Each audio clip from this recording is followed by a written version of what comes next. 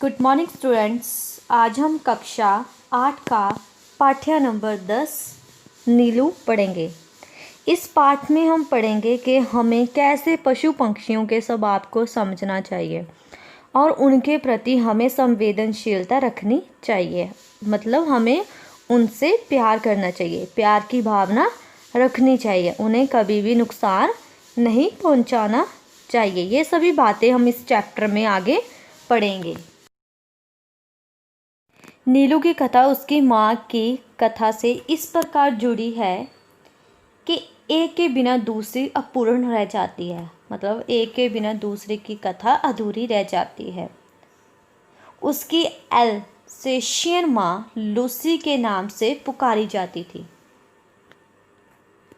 हिरनी के समान तेज दौड़ने वाली, सांचे में डली हुई देह, जिस पर काला अभ्यास देने वाले भूरे पीले रंग, बुद्धिमानी का पता देने वाली काली पर छोटी आँखें, सजग खड़े कान और सघन रोएदार तथा पिछले पैरों के टखनों को छूने वाली पूंछ, सब कुछ उसे राजसी विशेषता देता था।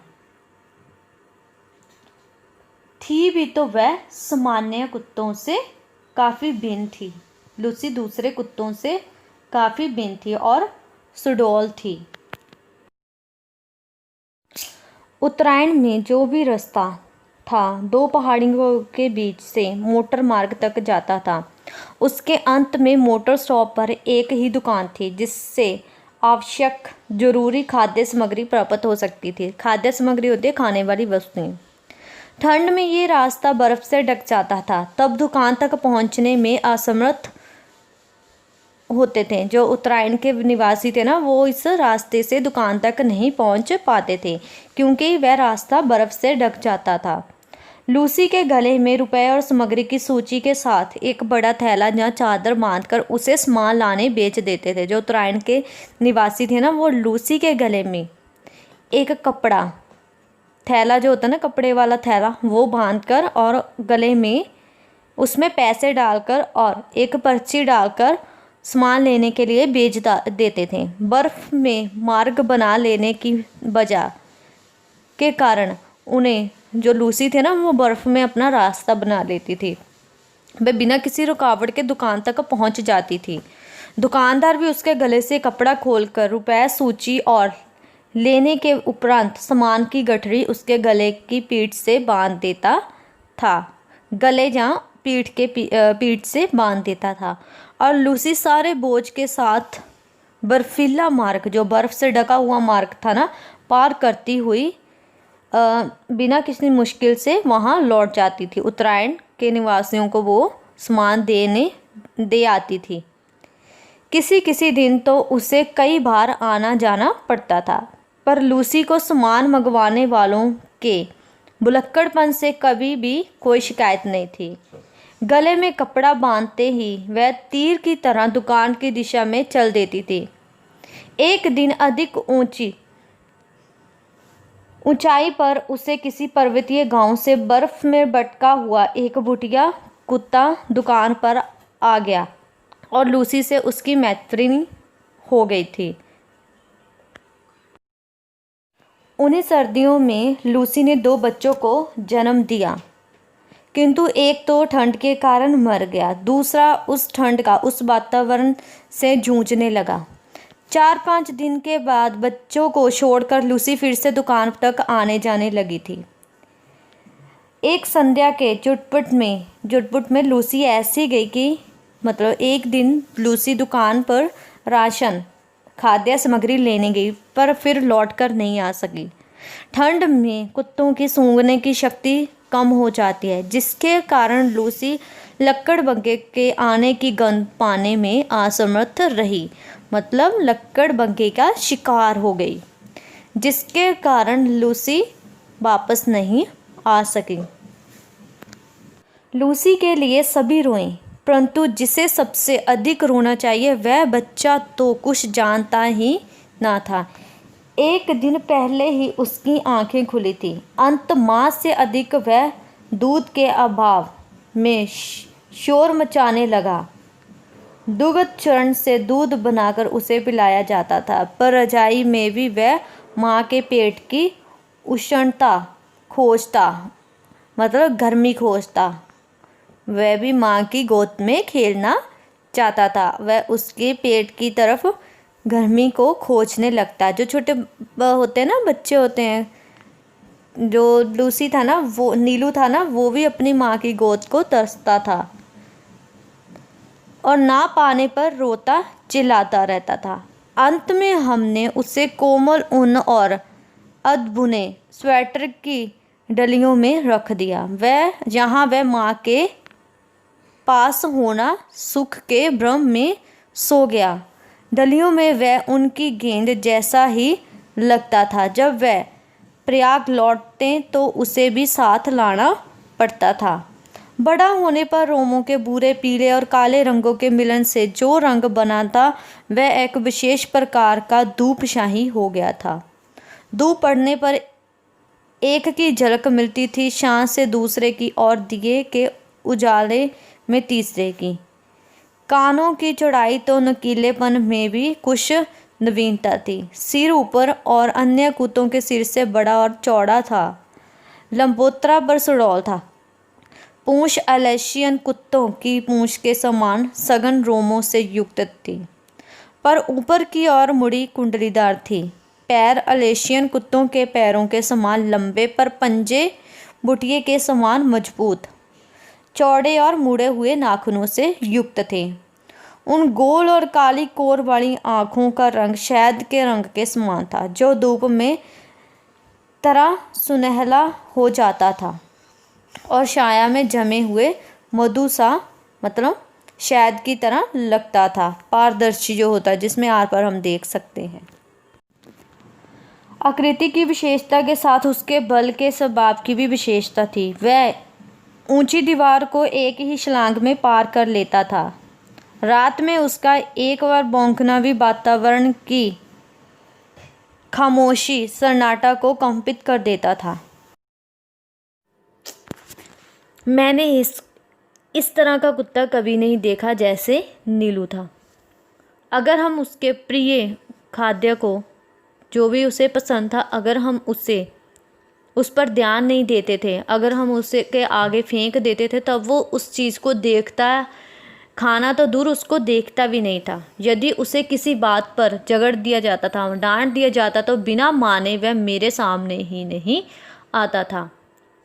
बीता हुआ समय 12 वर्ष से उसका बैठने का स्थान मेरे घर का बाहरी बरामदा ही रहा था, जिसकी ऊपरी सीढ़ी पर, सबसे जो फर्स्ट सीढ़ी थे ना, उस पर बैठकर वो आते जाते लोगों को देखता रहता और निरीक्षण करता रहता। जो भी मुझे मिलने आते थे उस सबको वह पहचानता था। किसी विशेष परिचित को आया हुआ देखकर ये धीरे धीरे भीतर आकर मेरे कमरे के दरवाजे पर खड़ा हो जाता था। उसका इस प्रकार आना ही मेरे लिए किसी मित्र की उपस्थिति की सूचना थी। मुझसे आ रही हूँ, जब मैं उसे कहती हूँ कि मैं आ रही हूँ, ये सुनकर उपरांत ही वह पूर्ण बाहर अपने निश्चित स्थान पर जा बैठता था। कुत्ते भाषा नहीं जानते, केवल ध्वनि पहचानते हैं। नीलू की ध्वनि ज्ञान इतना विस्तृत था, इतना गहरा था कि उससे कुछ कहना भाषा जानने वाले मनुष्य से बात करने के समान हो जाता था। बाहर जहाँ रास्ते में घूमते हुए यदि कोई उससे कह देता, गुरुजी तुम्हें ढूंढ रही थी, तो नीलू तो इतनी तेज दौड़ती और कूदकर मेरे कमरे के सामने आकर खड़ा हो जाता। फिर कोई काम नहीं है, जाओ कहने से पहले वह एक मूर्ति की तरह खड़ा रहता। कभी कभी मैं किसी कार्य में इतनी व्यस्त होती कि मुझे ये भी नहीं पता चलता कि नीलू मेरे सामने खड़ा है। वह बिना हिले डुले, बिना कोई मूवमेंट के, बिना किसी हिले डुले के कारण वह खड़ा ही रहता था। उसका बाप बूटिया, जो हिंसक और क्रोधी था, वह दूसरे जानवरों का शिकार करता था, लेकिन उसकी माँ एलेशियन, जिसे शिकार तो पसंद था, लेकिन वो हिंसा के प्रति बिल्कुल हिंसा के प्रति थी। यही सब अच्छी बात है, जो उसकी माँ में अच्छी बातें थी, यही सब उस नीलू के अंदर थी। 13 वर्ष के जीवन में भी उसे नीलू किसी भी पशु पंक्षी पर झपटते या मारते नहीं देखा गया। उसका ये स्वभाव मेरे लिए नहीं सब देखने वालों के लिए भी आश्चर्य की घटना थी। मेरे बंगले के रोशनदानों में गौरैया तिनकों से घोंसला बना लेती थी। मुझे उनके घोंसले उजाड़ना अच्छा नहीं लगता था। समय गुजरने के बाद उनमें से अंडे आए और अंडों में से कई छोटे छोटे पंछी बाहर आए। उन्होंने अपनी एक सृष्टि बसा ली थी। जो गौरैया था उन्होंने अपना एक संसार बना लिया। जब उनके बच्चे, जो पंछियों के छोटे बच्चे हैं, उन्होंने पंख निकालने शुरू किए तो वह उड़ने की कोशिश करने लगे। उड़ते उड़ते रोशनदानों से नीचे गिरने लगते थे। इन दिनों नीलू जो था उनके सतर्क पहरेदार का कर्तव्य संभाल रहे थे। उसे भय था कि कोई भी कुत्ता बिल्ली उन नादान उड़ने गिरने वालों को हानि पहुंचाने का साहस न कर पाए। कोई आ भी नहीं सकता था। नीलू से डरकर कोई कुत्ता या बिल्ली उन बच्चों के पास आ भी नहीं सकता था। कभी कभी बहुत छोटे पंछी को पूर्ण घोंसलों में रखवाने के लिए वह उन्हें हौले से मुख में दबाकर मेरे पास ले आता था। जब तक रोशनदानों में सीढ़ी लगवाकर मैं उस बच्चों को घोंसले में पहुंचाने की व्यवस्था ना कर लेती, तब तक वह जान तो बड़ी कोमलता से मुझे मुंह में दबाए खड़ा रहता, जा मेरे हाथ देकर प्रतीक्षा की मुद्रा में, प्रतीक्षा की स्थिति में देखता रहता कि तब कब मैं इस छोटे बच्चों को उनके घोंसलों में रखूं। सवेरे नियम अनुसार जब मैं मोर, खरगोश आदि को दाना देने निकलती, तब वह चाहे जाड़ा हो चाहे बरसात मुझे दरवाजे पर ही मिलता और मेरे साथ साथ ही घूमता। पंछियों के कक्ष में 2 फुटी ऊंची दीवार पर जाली लगी हुई थी। नीलू दीवार पर दोनों पंजे रख कर खड़ा हो जाता और अपनी गोल गोल आंखें घुमाकर प्रत्येक का और उसमें रहने वालों का निरीक्षण करता रहता। सबके सो जाने पर वह गर्मियों में बाहर लॉन पर और सर्दियों में बरामदे में तख्त पर बैठकर पहरेदारी का कार्य करता था। वह पशु पक्षियों के घर का चक्कर लगाता रहता था। खरगोश धरती के भीतर सुरंग जैसे लंबे और दोनों ओर द्वार वाले बिल खोद लेते हैं। एक रात मेरे खरगोश बिल खोदते खोदते पड़ोस के दूसरे कंपाउंड में जा निकले। उनमें से कई जो इस अभियान में अगवा थे जंगली बिल्ले द्वारा मार दिए गए। अंत एक के पीछे एक निकलते हुए खरगोशों में सभी को बिल्लों का आहार बन जाना पड़ता। किंतु उनके सौभाग्य से नीलू ने पत्तियों की सरसराहट से सजग होकर, चौकन्ना होकर 4 दीवारी के पार देखा होगा और उसने खरगोश के संकट को पहचान लिया होगा। उसके कूदकर दूसरी, जो नीलू था, उसने कूदकर दूसरी ओर पहुंचते ही बिल्ला तो भाग गया, परंतु खरगोश को बाहर निकलने से रोकने के लिए वह रात भर ओस से भीगता हुआ सुरंग के द्वार पर खड़ा रहा। ये परोपकार नीलू के लिए बहुत महंगा पड़ा, क्योंकि उसे सर्दी लगने से निमोनिया हो गया और कई दिनों तक इंजेक्शन, दवा आदि का कष्ट झेलना पड़ा। वैसे वह शांत भाव से कड़वी दवा भी पी लेता था और सुई भी लगवा लेता था। एक बार मोटर दुर्घटना में घायल हो मुझे मार्ग से ही अस्पताल जाना पड़ा। तब संध्या तक मेरी प्रतीक्षा करके और कपड़े, चादर, कंबल आदि सामान अस्पताल ले जाने वालों की हड़बड़ी देखकर उसे ना जाने कैसे पता चल गया। सब उसकी उदासी देखकर हैरान थे।